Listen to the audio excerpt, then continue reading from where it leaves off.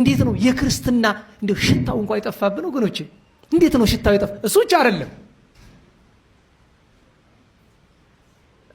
አንዳንዶቻችንን ለመንካት አይደለም እኔንም ሊጨምር ይችላል። ለምሳሌ በዚህ ዘመን መጻሕፍት ይጻፋሉ አይደለም? አይጻፉ? ይጻፋሉ።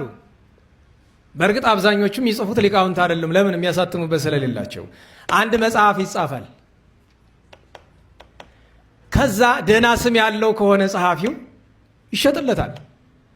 ከተሸጠለት ምን ይገኛል?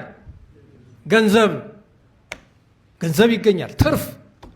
አስበው፣ ያ ትርፍ ምን ተሽጦ ነው የተገኘ? የእግዚአብሔር ቃል። እንዳትረሳው፣ የእግዚአብሔር ቃል ተሽጦ ትርፍ ይገኛል። ገንዘብ ተሽጦ ማለት ነው። እኔ ሁልጊዜ መጻሕፍት ልገዛ ሲሄድ ንዋያተ ቅድሳትን መጻሕፍትም መግዛቱ ግድ ስለሆነ ሄጄ ስንት ነው እለዋለሁ። ይህም መጽሐፍ ቅዱስ 2000 ይለኛል። አይ በዛ ዋጋው ማለት መሳደብ ነው። ስለዚህ ምንድን ነው የምል? አቅሙ የለኝም ቀንስልኝ ነው እንጂ ቅዱሳት መጻሕፍት ይሄ መጽሐፍ ስንት ነው ዋጋው? እንኳን መጽሐፍ ገና መነሻው ላይ በቀዳሚ ገብረ እግዚአብሔር ሰማያዊ ምድር የምትለው አረፍተ ነገር ስንት ነው ዋጋዋ?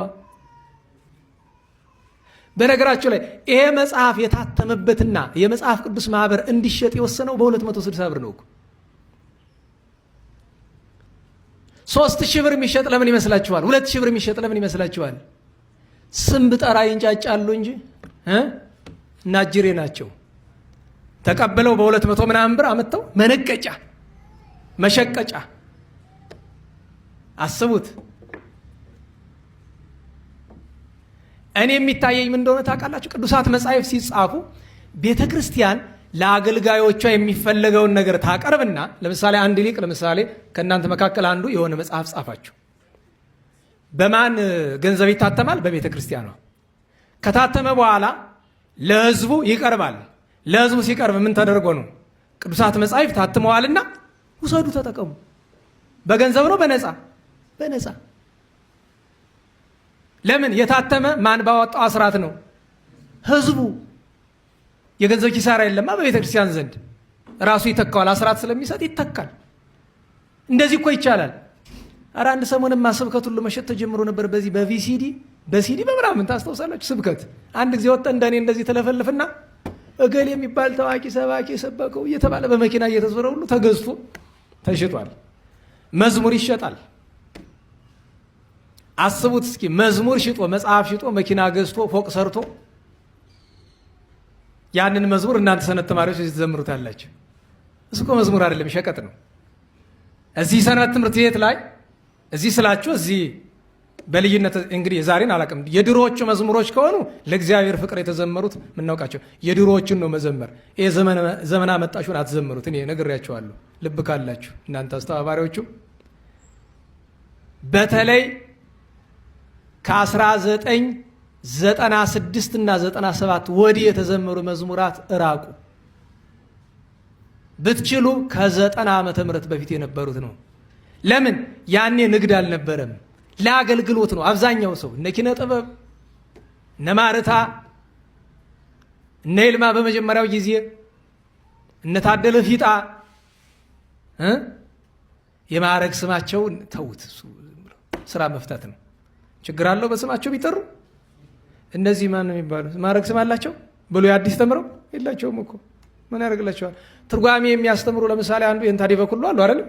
ማዕረግ ስም አላቸው ብሎ ያስተምራሉ፣ አዲስ ያስተምራሉ። 4 ጉባኤ ከየንታ ሊቀ ሊቃውንት ስር 4 ጉባኤ የሚያውቁ ናቸው። አቋቋም፣ ቅኔ፣ ዜማ አዋቂ ናቸው አይደል?